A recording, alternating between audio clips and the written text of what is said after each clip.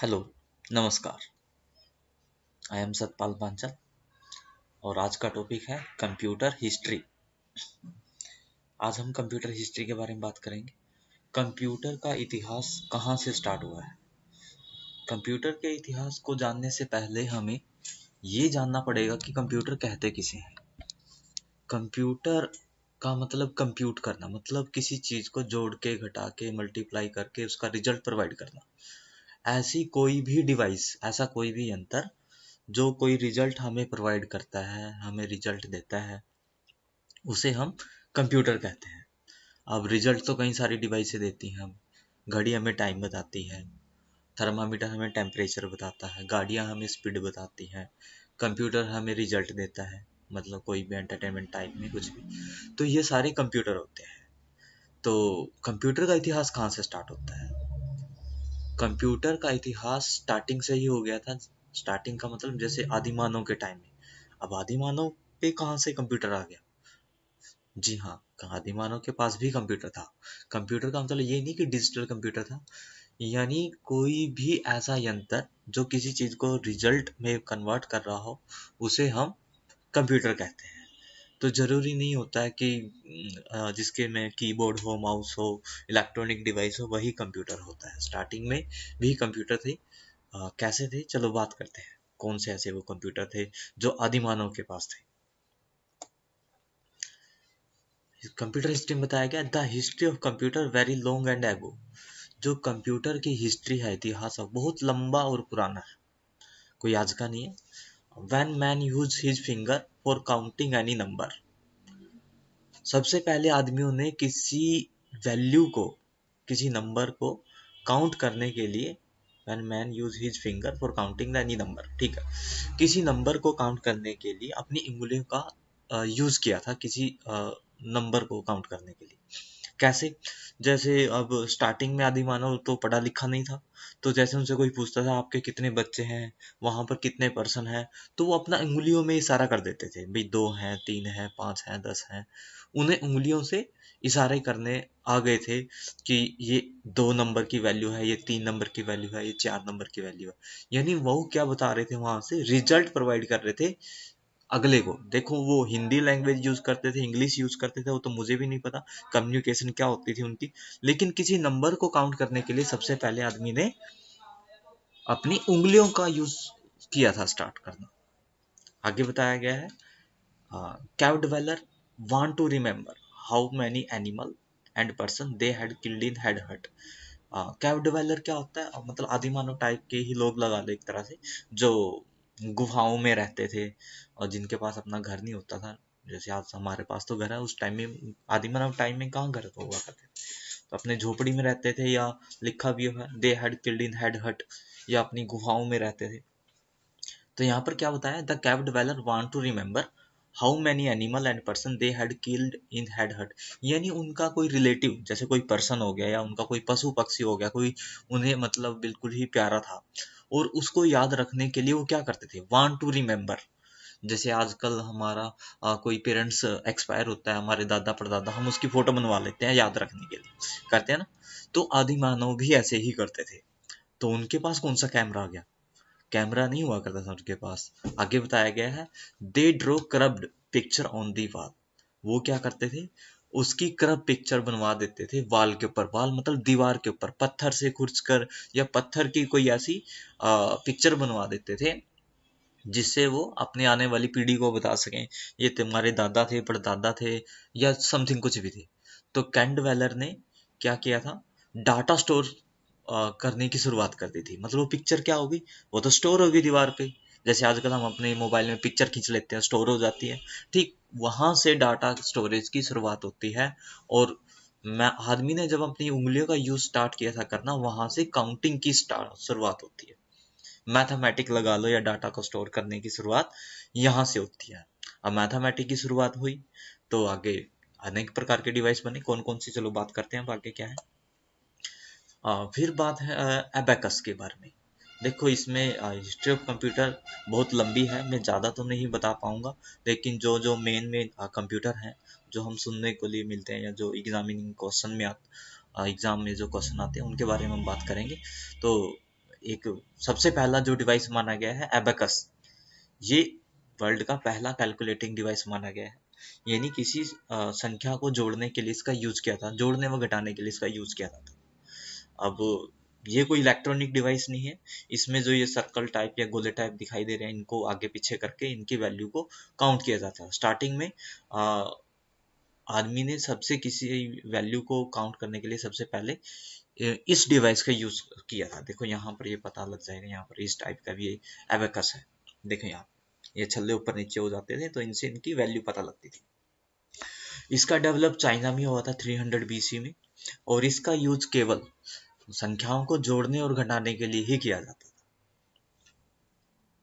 आ गया समझ में? चलो ठीक, आगे बात करते हैं।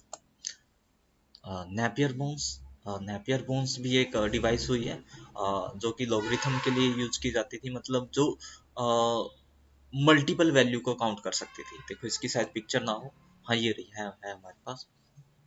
तो नेपियर बोन्स क्या इस प्रकार की डिवाइस होती थी जो संख्याएं जब ज़्यादा हो जाती थी, मल्टीपल हो जाती थी, तो बड़ी संख्या को काउंट करने के लिए इस डिवाइस का यूज किया जाता था, मल्टीप्लाई करने के लिए या बड़ी संख्या को काउंट करने के लिए इसका यूज किया। जैसे अभी एबेकस की बात हुई थी, एबेकस क्या होता था, छोटी संख्या को काउंट कर सकता था। ये बड़ी संख्या को काउंट करने के लिए इस प्रकार की जो स्टिक्स हैं, इनका यूज किया जाता था। इनके ऊपर कोई वैल्यू लिखी थी, वैल्यू के अकॉर्डिंग इनको जोड़ा या घटाया जाता था। नेक्स्ट है स्लाइड रूलर। स्लाइड रूलर इसका आविष्कार इंग्लैंड में हुआ था 1632 ईस्वी में, और इसका जो यूज है वो इंजीनियरिंग कैलकुलेशन के लिए किया जाता है। ये एक प्रकार का स्केल होता है जो किसी वैल्यू को काउंट करने के लिए यूज किया जाता था। सबसे पहले जो स्केल की मतलब कोई लंबाई चौड़ाई मापने के लिए कुछ ऐसा, और मेनली तो देखो नासा इंजीनियर के लिए या कुछ ऐसा बताया गया है, NASA engineer of the mercury, मतलब कुछ ऐसा कुछ बताया गया है। ये स्लाइड रूलर कंप्यूटर होता है और जो 1632 में इंग्लैंड में बनाया गया था। इसका यूज इंजीनियरिंग वर्क के लिए किया जाता था।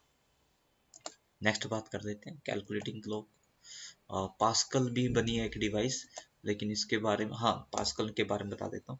जो ये डिजिट होते हैं, यहाँ पर ना डिजिट आते हैं, जैसे हमारे ये डिजिट होते हैं 1 2 3 4 5 6 संख्याएं नहीं होती हैं, तो उनको ये काउंट करते हैं। जैसे 8 डिजिट की ये डिवाइस थी, ठीक है, ये 6 डिजिट की डिवाइस थी, ऐसे ही ये जैसे, हाँ ये 6 डिजिट की डिवाइस, यहाँ पर संख्याएं दिखाता था कि संख्याओं में डिवाइड करके, सॉरी संख्याएं दिखाता था 1 2 3 4 5 6 7 8 ऐसे सीरीज में।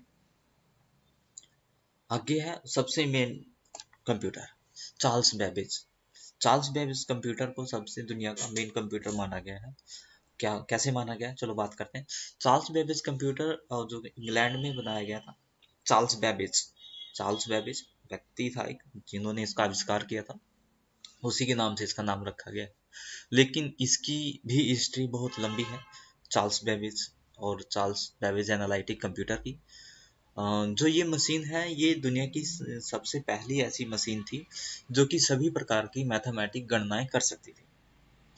और लेकिन चार्ल्स बेबेज इसको सक्सेस नहीं कर पाया था। मतलब चार्ल्स बेबेज ने डेवलप किया था, इसको बनाया था, लेकिन उसको ये चला नहीं पाया किसी कारण से। इसमें कुछ पेपर कौन सा लगता था, ऐसा कुछ उनको समझ नहीं आ पाया, तो उसको बड़ी प्रॉब्लम आई। फिर कुछ टाइम बाद लेडी अगस्टा ने इसको चलाया था। इसमें कुछ अपना प्रोग्राम लगाया था, प्रोग्रामिंग के बाद ये सक्सेस चल गया था। और लेडी अगस्टा और एडा बायरन, इन दोनों ने इस कंप्यूटर को चलाया था। चार्ल्स बेबेज एनालिटिक इंजन इसको बोला जाता है। ये एक प्रकार की मैकेनिकल डिवाइस है, इलेक्ट्रॉनिक कंप्यूटर नहीं है ये। और लेकिन इसके सिद्धांत पे ही इलेक्ट्रॉनिक कंप्यूटर बनाए गए हैं आगे। अभी आप लोगों ने सुना भी होगा father of computer. Father of computer Charles Babbage को कहा जाता है। अब फादर ऑफ कंप्यूटर मतलब क्या, चार्ल्स बेबेज ने कंप्यूटर बनाया था? नहीं, कंप्यूटर का मतलब चार्ल्स बेबेज ने तो ये वाला कंप्यूटर बनाया था, हमारे वाला कंप्यूटर नहीं बनाया था जो कि डिजिटल है। लेकिन फिर भी इसको फादर ऑफ कंप्यूटर क्यों कहा जाता है? चार्ल्स बेबेज ने तो एक मैकेनिकल डिवाइस बनाई थी, लेकिन ये एक ऐसी डिवाइस थी जिसके बाद दुनिया को पता लगा था कोई इस प्रकार की डिवाइस भी हो सकती है जो सभी प्रकार की मैथमेटिक गणनाएं कर सकती है। और इसके सिद्धांत पर, इसकी टेक्नोलॉजी पर इलेक्ट्रॉनिक कंप्यूटर बनाया गया है। जो कि ENIAC था, बताएंगे अभी आगे। तो ये भी एक प्रकार का कैलकुलेटर था जो कि सभी प्रकार की गणनाएं कर सकता था। और चार्ल्स बेबेज और लेडी अगस्टा के द्वारा ये बनाया गया था। इसी कारण से चार्ल्स बेबेज को फादर ऑफ कंप्यूटर और लेडी अगस्टा को मदर ऑफ कंप्यूटर कहा जाता है। जो चार्ल्स बेबेज कंप्यूटर था, उसके बाद जो पहला कंप्यूटर बनाया गया, वैसे तो जनरेशन ऑफ कंप्यूटर में मैं ये चीज़ बता चुका हूँ, लेकिन फिर भी हिस्ट्री ऑफ कंप्यूटर में ये चीज़ आती है। फिर आया हमारा फर्स्ट जनरेशन का कंप्यूटर। फर्स्ट जनरेशन का कंप्यूटर जो ये टाइम है, देखो यहाँ पर दिखाया है 39 से लेकर 42। लेकिन ये जो टाइमिंग है ये ऊपर नीचे होती रहती है, परफेक्ट किसी को नहीं पता। लेकिन नियर बाय 40 और 50 के बीच में फर्स्ट जनरेशन को माना गया है। तो फर्स्ट जनरेशन के कंप्यूटर जो बनाए गए वो वैक्यूम ट्यूब बेस होते थे। यहाँ पर लिखा है कंटेन वैक्यूम ट्यूब, मतलब इसके अंदर वैक्यूम ट्यूब की हेल्प से डाटा को कन्वर्ट किया जाता था, मतलब डाटा को प्रोसेस किया जाता था। और इस प्रकार की ये जो डिवाइस हुआ करती थी, ये देखो कुछ डिवाइस है जो कि फर्स्ट जनरेशन कंप्यूटर का एग्जांपल है। मेनली जो एग्जांपल बताया गया है फर्स्ट जनरेशन कंप्यूटर का, वो बताया गया ENIAC। ये जनरेशन ऑफ कंप्यूटर में भी आप लोगों को बताया गया है, एक बार फिर रिपीट हो रहा है। ENIAC electronic numeric integrated and calculator, यानी एक ये कैलकुलेटर था जो कि इलेक्ट्रॉनिक था। जैसे चार्ल्स बेबेज के बारे में बात करी हमने, चार्ल्स बेबेज द्वारा बनाया गया कंप्यूटर भी एक कैलकुलेटर था जो कि सभी प्रकार की गणनाएं कर सकता था। ठीक उसी प्रकार ENIAC भी एक कंप्यूटर है या कैलकुलेटर है, ये भी सभी प्रकार की गणनाएं कर सकता था। लेकिन चार्ल्स बेबेज द्वारा बनाया गया कंप्यूटर इलेक्ट्रॉनिक नहीं था। और ये वाला जो ENIAC कंप्यूटर है, ये एक इलेक्ट्रॉनिक कंप्यूटर है जो कि दो प्रोफेसर द्वारा बनाया गया था। जॉन मैक्यूली जो कि 20 ईयर्स ओल्ड के थे, और प्रेपर्स ई क्रैक्ट। ये जो कंप्यूटर बनाया गया नियर बाय नियर 43 और 45 के बीच में बनाया गया था। और जो ENIAC था, इसको ये एक बहुत बड़ा कंप्यूटर हुआ करता था। इसका बताया कि भी गया कि कितना बड़ा होता था, मतलब 20 बाय 40 फीट के रूम में इसको रखा जाता था। वेट समथिंग समथिंग 30 टन के यूज नियर बाय था। और जो इसके अंदर वैक्यूम ट्यूब यूज की गई थी 18,000, 19,000 और 20,000, मतलब 19, 18, 20,000 के करीब इसके अंदर वैक्यूम ट्यूब लगी हुई होती थी। और वैक्यूम ट्यूब इतनी सारी होंगी तो इसी वजह से इसका जो साइज होता था वो बढ़ जाता था और इसका वेट भी बढ़ जाता था। मैं आपको एक बात बता दूं, जो ये ENIAC कंप्यूटर था, ये ENIAC कंप्यूटर है, आपको यहाँ पर दिखाया जा रहा है। ये पहला इलेक्ट्रॉनिक कंप्यूटर माना गया है दुनिया का जो कि सभी प्रकार की मैथमेटिक गणनाओं के लिए यूज किया जाता था। लेकिन ये एक सिंपल एक कैलकुलेटर था, हमारे जर्नल कंप्यूटर की तरह ये काम नहीं करता था। ये ENIAC है। यहाँ पर कोई ये देखो, ये मैकेनिकल स्विच लगे होते हैं इसके अंदर, ये मैकेनिकल स्विच से कोई वैल्यू डाल रहा है। और ये इसमें एनालॉग मीटर होते थे। एनालॉग मीटर जो सुई वाले मीटर होते हैं, उनसे हमें कोई वैल्यू का पता लगता था। ENIAC के बारे में बताया गया। ये ENIAC ही कंप्यूटर है, प्रोग्रामिंग कर रहे होंगे इसके अंदर कुछ ही। और जो वायरिंग है देख सकते हो आप, और ये मैकेनिकल स्विच लगे होते हैं। समथिंग समथिंग 3,000, 3,000 के आसपास इसके अंदर मैकेनिकल स्विच लगे होते हैं। मैकेनिकल स्विच का जानते हो आप लोग, जैसे हमारे कीबोर्ड में जो स्विच होते हैं, बटन होते हैं, ये डिजिटल है। मैकेनिकल स्विच क्या होता है, जैसे हमारी स्टेपलाइजर नहीं होती है, जैसे उसमें वैल्यू को कम किया जाता है, ज्यादा किया जाता है, मतलब घुमा के जिसकी वैल्यू को कम ज्यादा किया जाता है उसे मैकेनिकल स्विच कहा जाता है। जैसे हमारे पंखे का रेगुलेटर होता है, अ, उसकी पावर कम ज्यादा करने के लिए। ठीक इसी प्रकार इसके अंदर मैकेनिकल स्विच लगे थे डाटा को फीड करने के लिए। उसके बाद टाइम बीतता गया और टेक्नोलॉजी एडवांस होती गई। ये रिप्लेसिंग वैक्यूम ट्यूब, ये बेड वैक्यूम ट्यूब है जो बदल रहा है। और यहाँ पर बताया गया है 19,000 के करीब इसके अंदर वैक्यूम ट्यूब लगी होती है। ये सभी आपको जो दिखाई दे रही है ये वैक्यूम ट्यूब है। ये फर्स्ट जनरेशन के कंप्यूटर की बारे में बात कर रहा हूँ जिसके अंदर वैक्यूम ट्यूब का यूज किया था। सेकंड जनरेशन कंप्यूटर यहाँ पर पिक्चर अवेलेबल नहीं, लेकिन आपको जनरेशन ऑफ कंप्यूटर की स्लाइड में आपको बताया गया है पूरी अच्छी तरीके से। अगर ना समझ में आयो तो वहां जाके आप देख सकते हो। सेकंड जनरेशन के कंप्यूटर में ट्रांजिस्टर का यूज किया जाता था। ट्रांजिस्टर क्या होता, एक स्मॉलर कंपोनेंट होता था, ठीक है, लेस एक्सपेंसिव, मतलब, और वैक्यूम ट्यूब के अकॉर्डिंग बहुत सस्ता होता था, एंड इंक्रीज कैलकुलेटिंग स्पीड। और ये जो कैलकुलेशन गणनाएं करने की जो दर होती थी स्पीड की, उसको इंक्रीज कर दिया था इसने सेकंड जनरेशन कंप्यूटर में। उसके बाद टेक्नोलॉजी का आविष्कार होता गया। वी एन आई ए कुछ V N I A V A C, ये कंप्यूटर बना था। Third generation computer third generation computer third generation computer था इंटीग्रेटेड सर्किट्स बेस्ड होता था, आईसी जिसको बोला जाता है, यहाँ पर लिखा है integrated circuit. Third generation computer जो बने थे उनके अंदर आईसी का यूज किया। देखो, पहली जनरेशन में वैक्यूम ट्यूब यूज किया जाता था, दूसरी जनरेशन में ट्रांजिस्टर यूज किया जाता, तीसरी जनरेशन में हमारे जो कंप्यूटर है उनके अंदर आईसी का यूज किया जाता था। आईसी क्या है, अकॉर्डिंग टू वैक्यूम ट्यूब और ट्रांजिस्टर बहुत एडवांस काम करता था, और इससे आपकी कंपोनेंट का साइज भी कम हो गया था, मतलब कंप्यूटर का साइज भी बहुत ज़्यादा कम हो गया था, उसके प्राइस भी कम हो गए थे, और वो इजी तरीके से काम भी करने लग गया था। फोर्थ जनरेशन कंप्यूटर जो है हमारे माइक्रो प्रोसेसर बेस होते हैं। माइक्रो प्रोसेसर सीपीयू का नाम सुना होगा आप लोगों ने। सीपीयू 1970 के बाद आज तक यूज किया जाता है। सीपीयू क्या है, एक ऐसी इंटीग्रेटेड सर्किट चिप होती है एक तरह की, जिसके अंदर आईसी के अकॉर्डिंग बहुत ज्यादा ट्रांजिस्टर लगे हुए होते हैं। जितने ज्यादा ट्रांजिस्टर उतने ज्यादा आपके कंप्यूटर की स्पीड फास्ट होती है।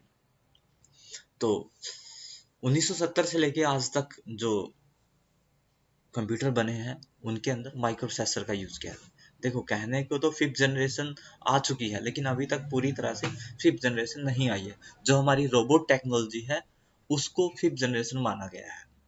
रोबोट टेक्नोलॉजी जैसे हमारा एंड्रॉइड है, एक तरह का रोबोट टेक्नोलॉजी का एग्जाम्पल है। और जो रोबोट बन चुके हैं लेकिन वो आम नहीं है, जिस दिन आम हो जाएंगे, जैसे में आम दुकानों में बिकने लग जाएंगे, तो उसे हम तब हम फिफ्थ जनरेशन मान सकते हैं, लेकिन अभी फिफ्थ जनरेशन नहीं आई। और ये आपकी फोर्थ जनरेशन की ही बात हो रही। फोर्थ जनरेशन, ये फोर्थ जनरेशन का कंप्यूटर है, जो कि 99 का 1990 के बीच में इस टाइप के कंप्यूटर बनाए गए थे। और ये देखो, मॉनिटर भी इस टाइप का हुआ करता था, आजकल तो एलसीडी आ गई। माइक्रो प्रोसेसर के बारे में बात करते हैं, तो माइक्रो प्रोसेसर एक इस प्रकार की डिवाइस होती है जिसके अंदर बहुत सारे ट्रांजिस्टर लगे होते हैं, और मैनी पिन होती है। मॉडल के अकॉर्डिंग ये पिन कम ज़्यादा होती रहती है। आजकल तो i3, i5, i9 के करीब प्रोसेसर आ चुके हैं। देखो, माइक्रो प्रोसेसर, स्टार्टिंग के माइक्रो प्रोसेसर इस प्रकार के हुआ करते थे। ये भी माइक्रो प्रोसेसर ही है। इंटीग्रेटेड सर्किट्स इंटीग्रेटेड सर्किट्स जो थे हमारे, उनसे भी काफ़ी प्रकार की डिवाइस बनाएगी। जैसे ये है इंटीग्रेटेड सर्किट बेस है। और फिर अपना धीरे धीरे टेक्नोलॉजी का आविष्कार होता गया, और अनेक प्रकार के कंप्यूटर बनते गए। जैसे ये बना हुआ है, फिर ये बना है, फिर ये बना हमारा। धीरे धीरे टेक्नोलॉजी बढ़ती गई। फिर अपना विंडो का आविष्कार हो गया। जैसे आजकल विंडो 3 है, विंडो एक्सपी आई, उसके बाद फिर विंडो 7 आई, फिर अपना विंडो 8 भी, आजकल विंडो 10 आ गई है, ठीक है। तो ये क्या है, ये टेक्नोलॉजी जैसे जैसे इंक्रीज होती रहती है, तो क्वालिटी बढ़ जाती है कंप्यूटर की। पहले के टाइम में कंप्यूटर बहुत स्लो आते थे, आज के टाइम के कंप्यूटर बहुत फास्ट है। हम बात कर लेते हैं 2000 सन में भी डिजिटल कंप्यूटर आना स्टार्ट हो गए थे। तो लेकिन 2000 सन के बीच में जो हमारे पास कंप्यूटर आए थे, वो पेंटियम 4 के नियर बाय, पेंटियम 3 ये आए थे। लेकिन उनकी स्पीड और आज के कंप्यूटर की स्पीड बहुत ज़्यादा डिफरेंस है, क्योंकि आज के कंप्यूटर में जो माइक्रो प्रोसेसर यूज होता है उसके अंदर ट्रांजिस्टर की संख्याएं बहुत ज़्यादा होती है अकॉर्डिंग टू पहले कंप्यूटर की। हमेशा याद रख लेना आप लोग एक चीज, माइक्रो प्रोसेसर जो होता है वो कम्बिनेशन ऑफ मैनी ट्रांजिस्टर। जितने ज़्यादा ट्रांजिस्टर होंगे आपके कंप्यूटर के अंदर, उतनी ही ज़्यादा आपके कंप्यूटर की स्पीड इंक्रीज होती है। इस वीडियो में इतना ही। और यदि वीडियो पसंद आई हो तो कमेंट में ज़रूर बताएं, और यदि पसंद आ गई हो आप लोगों को तो शेयर और लाइक ज़रूर कर दें। थैंक यू, धन्यवाद।